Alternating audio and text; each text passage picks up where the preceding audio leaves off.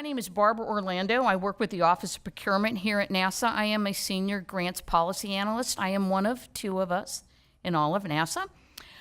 So we're beginning to do, as the grants world starts to change on the federal level with the uniform guidance and all the implementations of that, we were starting to take a look of how it's going to affect our NASA programs. When we started this panel, we looked at it and said, oh, accessing NASA grants.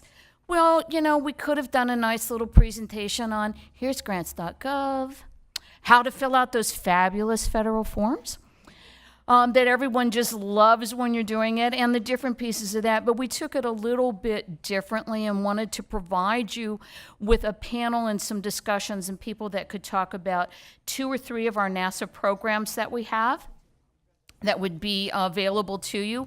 One is going to be, our first speaker is going to be Tanya with the MERAP program, and I'm going to wait till they all get up here to introduce you. And then we're going to hear from some of our colleagues that are in the industry. They're actually with Excellencia of Education, and they serve mostly Hispanic serving institutions is their constituency, and how they can turn some of the best practices that their colleagues have come up with and done into partnering relationships and partnering opportunities for the larger universities out there, much like they were talking about in the small business one, how they have a prime and can partner with a prime to do some different things around that kind of thing. That's kind of what we're looking at and doing here. So get everyone lined up.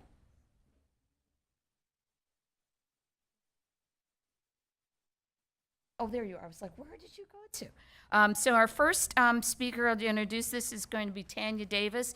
Tanya is the acting director for the NASA Minority University Research Education Project. That's the MERAP program that was referred to by Dr. Chundi. I hope I pronounced your name correctly, but please forgive me if I didn't. After she speaks, we'll have Andreas Quintanilla. Yeah, I said that correctly, didn't I? Good. I've been practicing. And Consuelo Greer, who are with Excellencia in Education.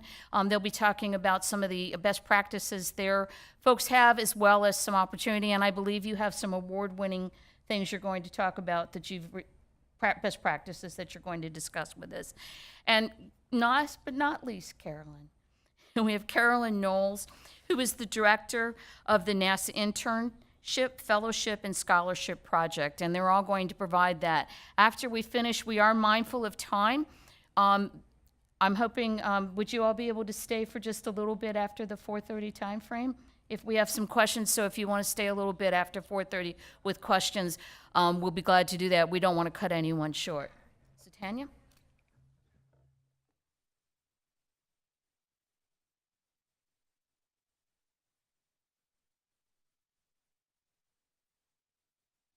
Good afternoon, everyone. It is a pleasure to participate in this first Mission STEM Summit sponsored by the NASA Office of Diversity and Equal Opportunity. And as has been mentioned, that MERAP stands for Minority University Research Education Project. And so I hope the information that I share with you this afternoon will be of benefit and provide you better understanding of what MERAP is all about. I have 3 objectives for my presentation. I will briefly describe each of those objectives by discussing the guiding framework or principles for which MERAP follows. I will define what MERAP is and describe the activities that give MERAP a face to the public. In other words, what are minority institutions doing that allow you to see MERAP in action? So we have some national priorities that we follow. America Competes Reauthorization Act is one of them. And COMPETES stands for Creating Opportunities to Meaningfully Promote Excellence in Technology. And from this act, CoSTEM was established. The purpose of the CoSTEM is to coordinate federal programs and activities in support of STEM education. NASA has a responsibility to meet Congress's expectation of being uniquely positioned to interest students in science, technology, engineering, and mathematics, not only by the example it sets, but through its education programs. So what are those educational programs? The programs that we design carry out and support research-based programs and activities designed to increase students' interest and participation in STEM. And we've heard a lot of discussion about that today. And this includes students from minority and underrepresented groups. Improve public literacy in STEM. Employ proven strategies and methods for improving student learning and teaching in STEM.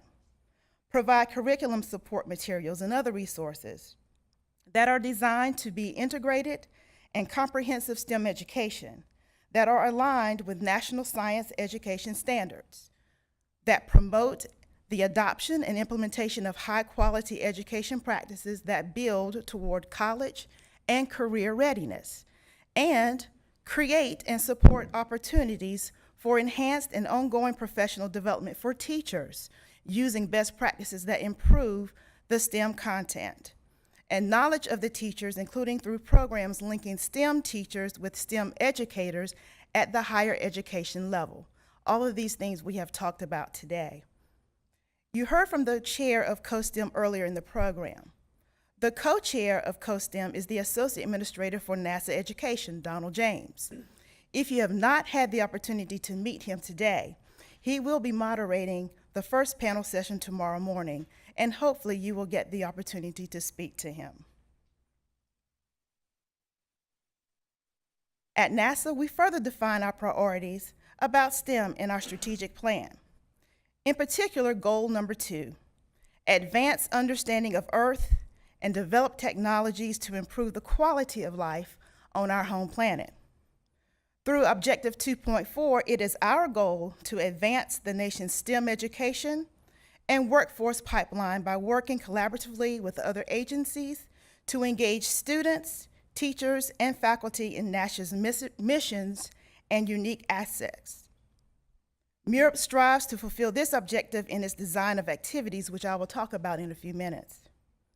Further defined are multiple year performance goals and annual performance indicators that are linked to Strategic Objective 2.4 that provide demonstrable results from the agency's educational investments.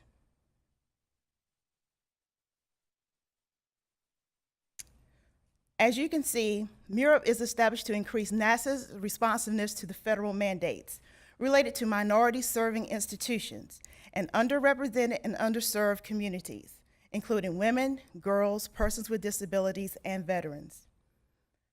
Listed are the executive orders for which MURP supports: HBCUs, TCUs, HSIs, AANAAPISI, we say ANAPISI for short, and predominantly Black institutions.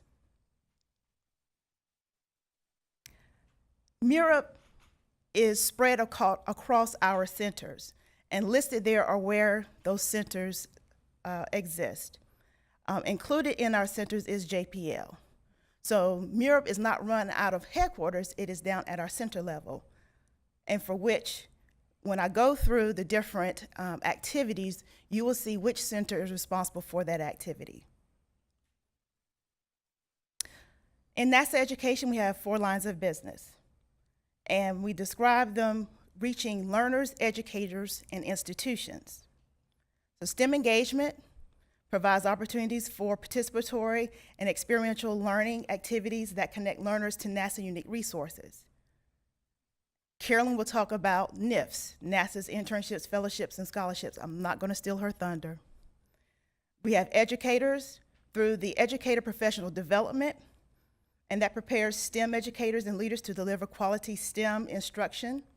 And then institutions, institutional advancement, engagement focuses on improving the capacity at our U.S. institutions to deliver effective STEM education. The EONS solicitation, we call that the Education Opportunities in NASA STEM, so EONS, is MURP's cooperative agreement notice for the activities that put MURP in motion. The activities that I'm about to describe to you were awarded as cooperative agreements under the 2014 solicitation.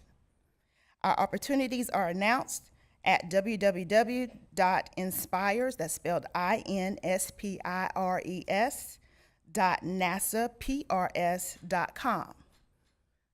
So in addition to educational opportunities, even our mission directorates use the same site. So if you're not familiar with that website, please go there, and that's where you will find all of the opportunities. So our first one is the Mura Educator Institute, MEI. Stennis is the center that runs that program. It is established to bring pre-service and alternative route STEM educators from MSIs across the country to NASA centers. And what it does is it provides a one-week professional development session. And as you can see here, those goals and the purpose and goals are listed. Engage with the MSIs. Engage participating future educators with NASA experts. Inspire future educators to help NASA communicate with students for years to come and reach underserved and underrepresented populations and institutions. And the eligibility requirements are listed there for the most part in MSI. The funding that was provided was a 3-year cooperative agreement, not to exceed $1 million per year. And the awardee was Texas State University, San Marcos. Under institutional engagement, we have the MURUP Institutional Research Opportunity, and that is run out of Armstrong. And then MURUP Community College Curriculum Improvement, run out of JPL. So MURO was established to strengthen and develop the research capacity and infrastructure at MSIs. And we heard from Dr. Chaudhry a little earlier talking about the center there at UTEP. Expand the nation's base for aerospace research and development. Develop mechanisms for increased participation by faculty and students. Increase the number of undergraduate and graduate degrees at our MSIs. These are the goals of MURO. The eligibility requirements for that cooperative agreement were to be an MSI, and then institutions in partnership with at least one 4-year institution of higher education and one or more NASA centers. And what I have done is I've listed the awardees of the MURO cooperative agreement. So congratulations to those institutions. And again, their cooperative agreement was for 5 years.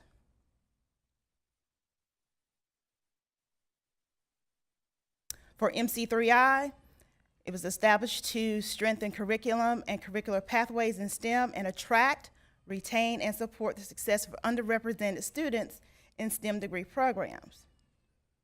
So to increase the number of STEM courses and curriculum pathways, attract and retain and support the success of students, increase the number of students who complete STEM degrees. Again, this was at the community college level. Sometimes students do not graduate of high school and go straight into a 4-year institution. So the more we can strengthen our community college curriculum to prepare them for the next step, that's what these funds are for. So the eligibility requirement for this particular cooperative agreement was to be a minority serving community college, and there were 4 awards, and those community colleges are listed there.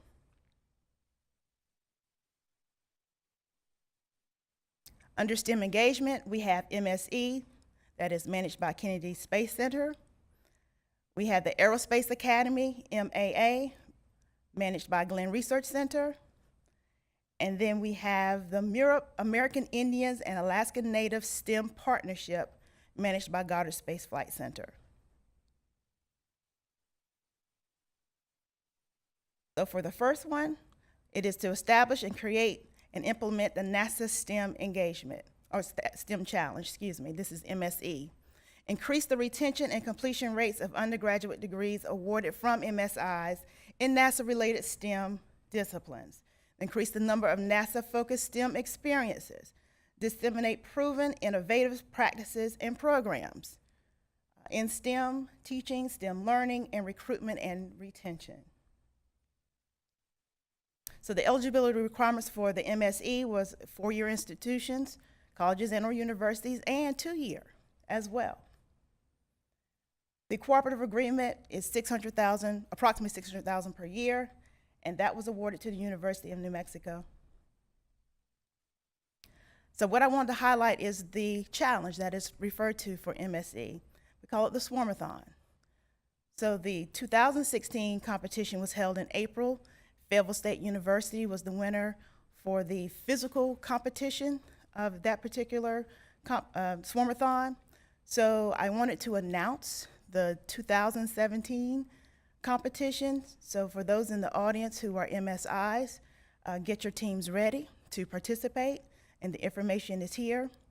If you have any questions, you can contact Teresa Martinez. And again, this is run out of Kennedy Space Center.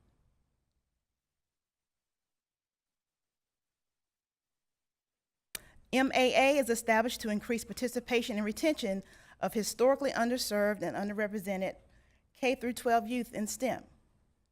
So to improve STEM literacy and educate students utilizing a STEM curriculum. We want to increase the number of historically underserved and underrepresented students interested in STEM, provide skills to parents and caregivers.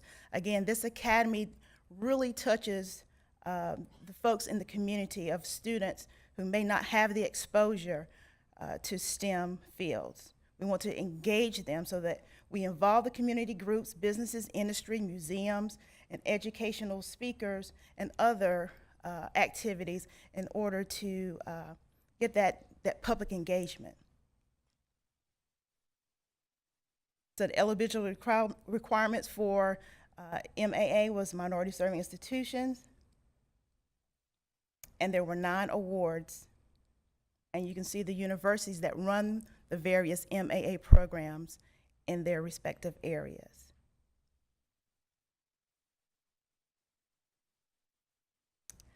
And the last one is to establish to improve the quality of STEM education, specifically in computer sciences, at American Indian and Alaskan Native MSIs. Okay, so this is the American Indian Alaskan Native partnership. Increase the level of STEM literacy and engagement of the American Indian and Alaska Native secondary and post-secondary levels through the utilization of culturally relevant and responsive subject matters. Create a diverse and highly skilled, motivated future workforce in computer-related sciences. Advance the understanding of how to effectively teach computer programming concepts to these underrepresented populations. And these are the awardees of this particular cooperative agreement.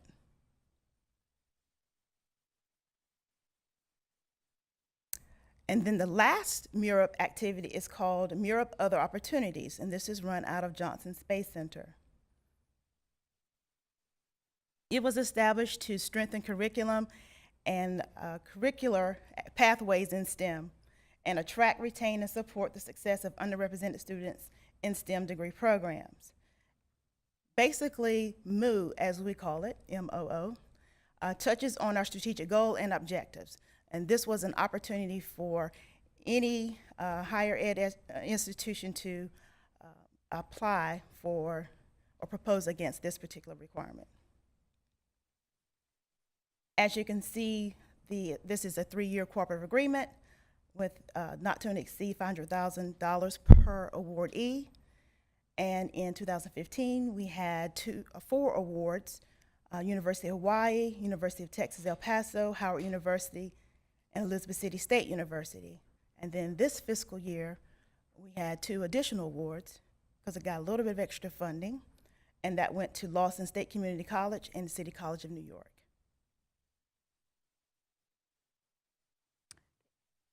We're going to, if we can, move on to our other presenters right now and then take questions at the end. And we can all give everyone the same amount of time and do that. So if you don't mind, I appreciate that. That's fine. I just have one concluding statement. Sure, go right ahead. You had questions up here, that's why I was.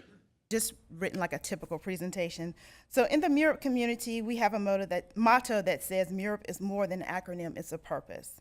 And I hope you were able to understand that purpose through my presentation of how MURAP is important to NASA education. Thank you very much. So, moving on, our next speakers are going to be Consuelo and Andreas. And well, do you want to? You can use the podium or sit here if you prefer. Okay. Can we have the Oh, the clicker. Oh, okay.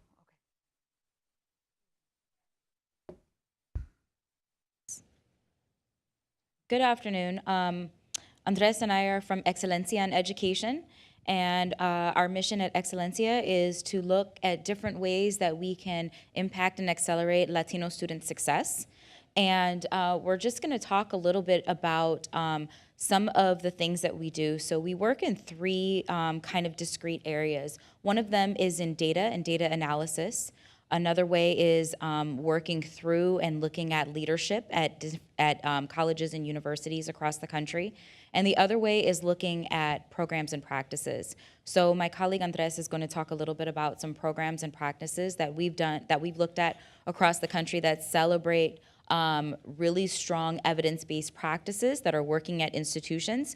And these institutions are being highlighted because we have a resource in a database of different programs that are doing really good work and that work in partnerships. One of the things that you've heard throughout the presentation just preceding us as well as right now is how partnerships can really be one way to strengthen and increase diversity in grants and contracts. And so we just want to talk a little bit about some of the resources that we have available that have celebrated programs across the country that can be looked towards for future partnerships for grants and contracts.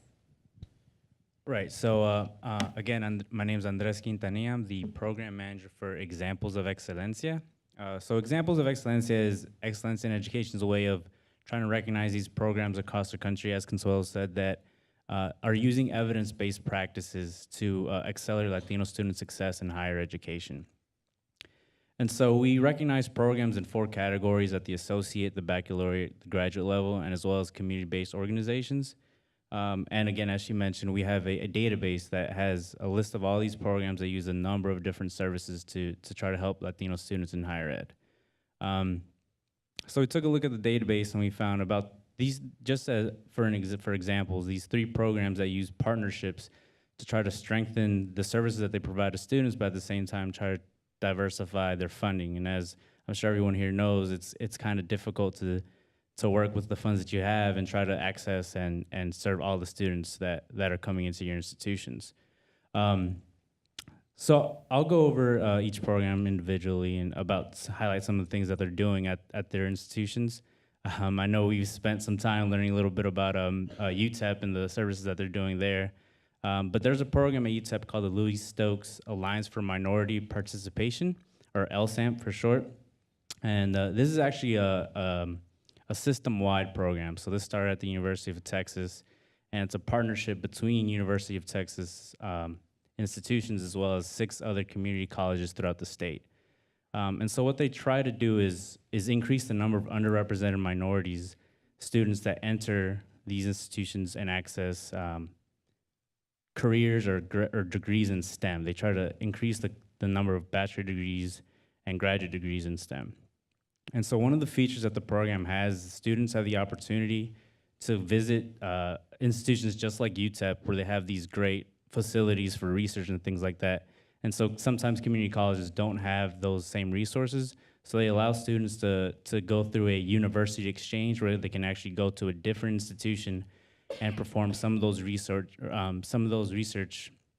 I guess, topics that they would have not had the opportunity to do so at their own institution.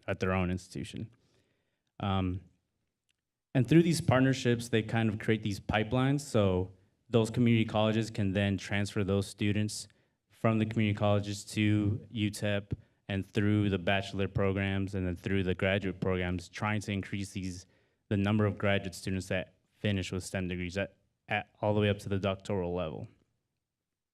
And so more locally here in the DC area, there's the Northern Virginia Community College Program. It's called Pathway to the Baccalaureate. This program doesn't specifically focus on STEM, but rather it's sort of a partnership between local high schools, the community college, and George Mason University, where it helps students reach high school through associate's degrees, through the bachelor's degrees at George Mason University. And so what this program does with their funding is they actually pull funding from Northern Virginia Community College through George Mason, as well as the county's Department of Education. So that's one of the ways that they're trying to diversify their grants, diversify their funding, getting students from the high schools through the associate level and down through, as I said, to the bachelor's level. And this other program here, it's called Inspire. It's from Rosalind Franklin University. It's in Chicago. Again, this partners with local high schools, and it puts students through an 8-week mentoring program through the university, and it provides students with, hands-on research opportunities at the university level. And I actually spoke with someone from Inspire recently, and they're working on ways to partner with local institutions in Chicago, trying to bring this program there so that other students, the same way that the El Paso program is doing, other students will have the opportunity to get undergraduate research at other institutions. So we have our Growing What Works database. It's an online searchable database where we have all the programs that I've just mentioned, multiple other programs that serve Latino students. And these programs are using, as I've mentioned, evidence-based practices to help Latino students through education. So if anyone's interested, please feel free to visit our website at excelencia.org/growingwhatworks. You'll have the opportunity to look through all the programs that are using these practices for Latino students, as well as finding other programs that have built these partnerships between communities and other institutions. And please feel free to reach out to us if you have questions about connecting with these programs and finding out ways to create partnerships within your community and as well as with other institutions. Thank you very much for that. And now we'll talk with Carolyn, who will be able to fill us in about the NASA programs around our internships, fellowships, and scholarships that would be available.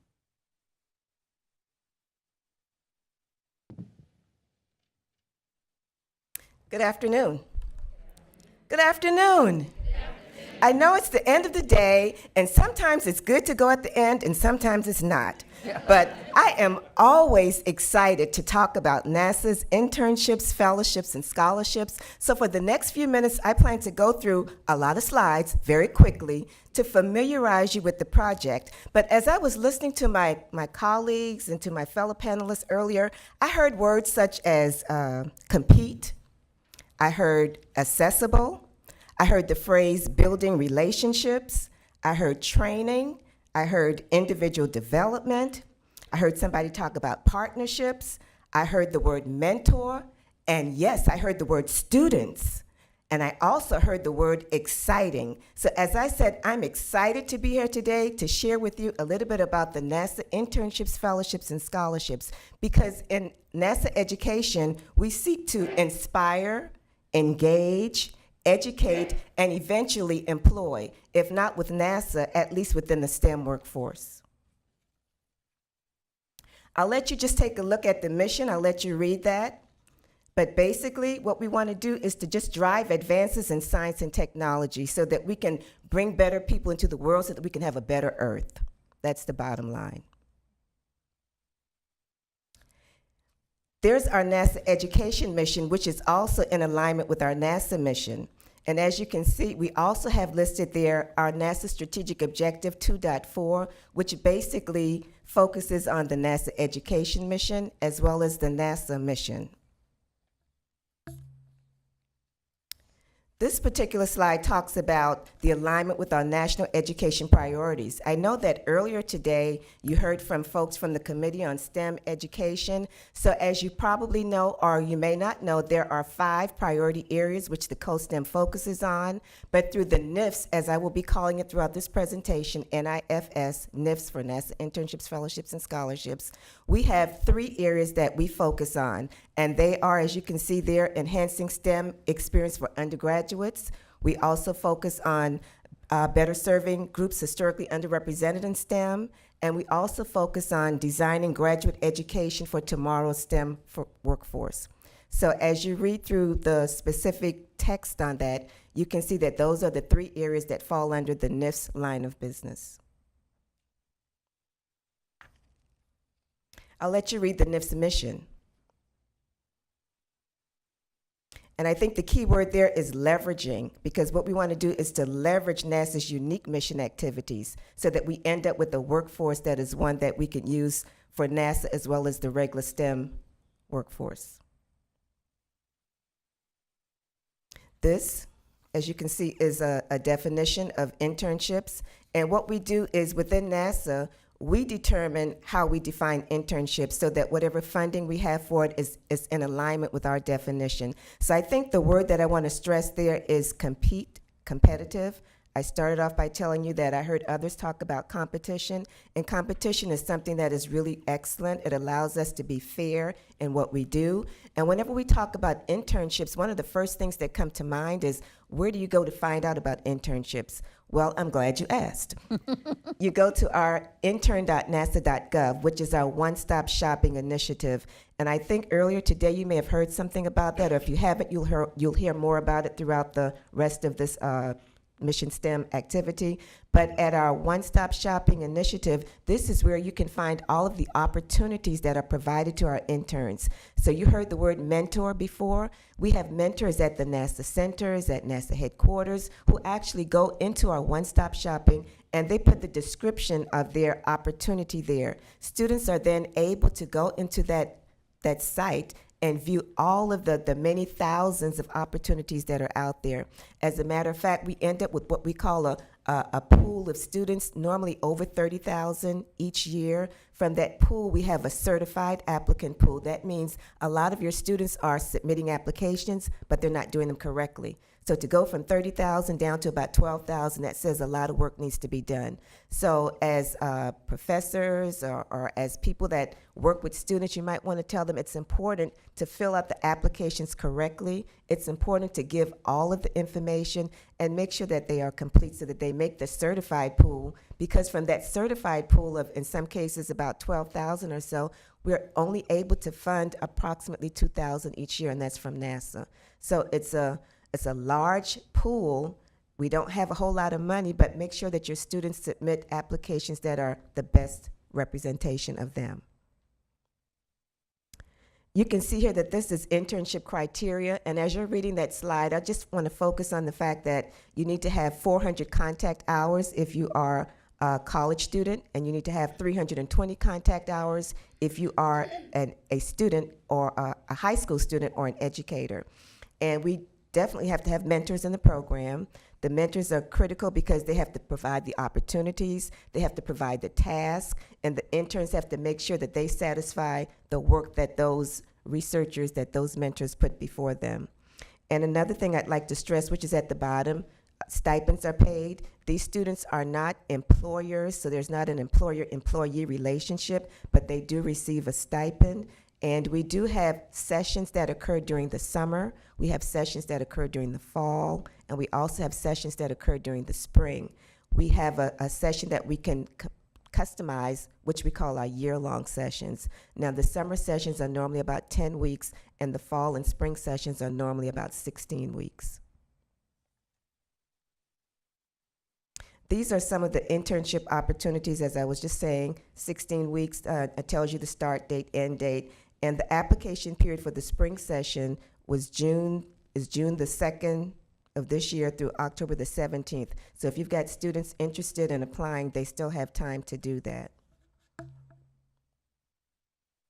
This is the definition of fellowships, and once again, you see the word competitive, because at NASA, we want to make sure that we give everybody an equal opportunity to compete.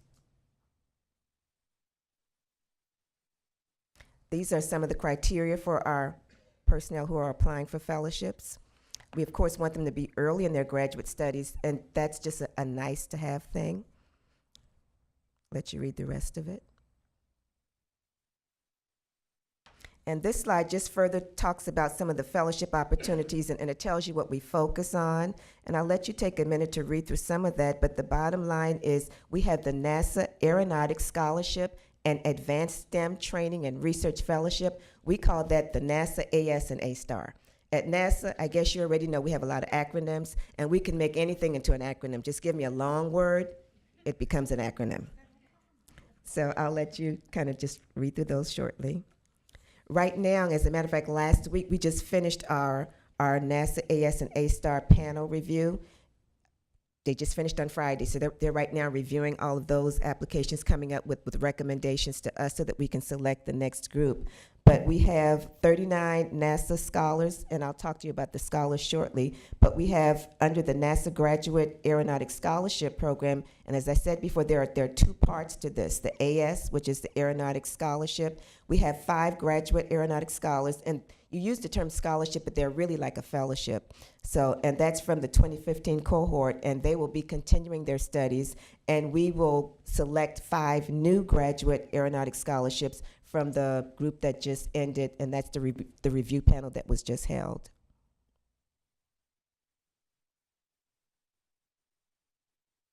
Let you read that slide. As you can see, for fellowships, we don't use OSCE for fellowships. We have the students go to what we call the Inspires, and Tanya alluded to that a little earlier. This is our definition, once again, of scholarships. And again, you see that word, the C word. What is it? Thank you. Just trying to see that you're still awake. But competition, so in scholarships, there are also competitive awards that we give to our students. That's some of the scholarship criteria. And as I was about to tell you earlier, we have 39 NASA scholars from cohorts 2014 and 2015 that are renewing their scholarships for the academic year 2016-2017. And for the scholars, they receive 75% of their tuition costs up to a maximum of $9,000. And the NASA scholars for 2013 cohort have all graduated. So basically, we will have no new undergraduate scholars for the 2016-2017 timeframe because of program revisions and funding constraints. But primarily, that's the NASA Internships, Fellowships, and Scholarships project in a nutshell. But things that I know people are interested in, and I'll leave you with, is money for our interns. For the undergraduate intern, for a 10-week internship, it's about a cost of about $10,000. For an undergraduate, for 16 weeks, it's a cost of about $12,600. At the graduate level, for the summer, it's about $10,500. And for the graduate level, it's about $15,000. And I think I did tell you that we also have high school students that we take in during the summer also, and theirs is about $4,400, and that includes the stipend as well as the administrative costs that are associated with it. And when we talk about the administrative costs, we have an organization that we have a cooperative agreement with, which is our USRA partner, and they help us manage the program by taking care of a lot of the administration and a lot of the logistics associated with the program. So NASA Internships, Fellowships, and Scholarships is a great way to inspire students, to educate them, to get them involved, and ultimately to help integrate them into the NASA workforce or the STEM workforce. This concludes my presentation. I will be available for your questions. Thank you. Thank you. Okay, I think we can, I want to thank all the panelists and open up if there's any questions that we would like to have. Also remind you, if you don't think of questions at this point in time, David, I think everyone can still come to the STEM website and issue them through there, and we'll make sure they get routed to the group or the person that needs to answer that. I do appreciate, I think we had a really nice way of doing it. We found out some of the NASA programs that you have been awarded, maybe in partnership with some of those. We have the database, which could prove invaluable for some of your partnerships, finding out who has what programs available to do that. And of course, go back to your students and tell them about these wonderful internships and opportunities we have. Yes, David. The person asks, I wanted to know how scholarships play into student internships and where your interns have applied for funding. That's part one. And part two is, what resources do you know of that can help students fund their own research opportunities?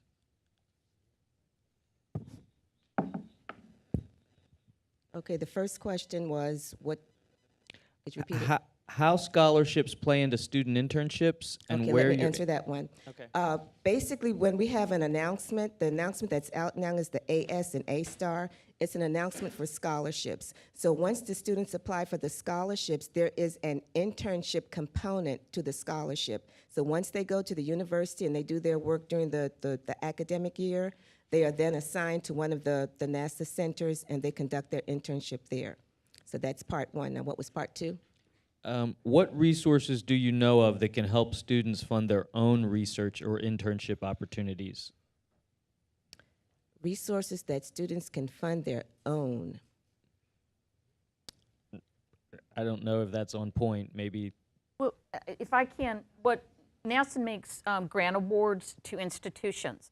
So if you have a student that is particularly interested in doing some type of a research project on their own and doing that, they would have to really partner with someone else, probably in the institution, professor that they have at the institution, who then could either apply for a current opportunity that we have available, and those can all be found on grants.gov, our friendly grants.gov, as well as the NSPIRES, which is the NSPIRES.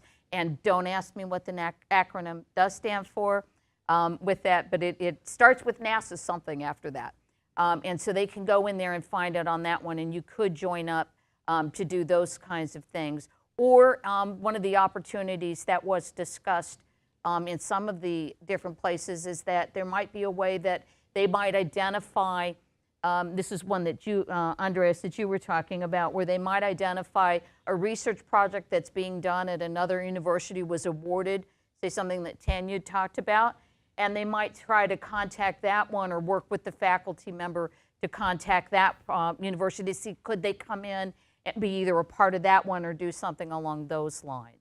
And I'd just like to add to that, with our students, I think Tanya talked about the 4 lines of business that we have: STEM engagement, institutional engagement, educated professional development, and NIFS.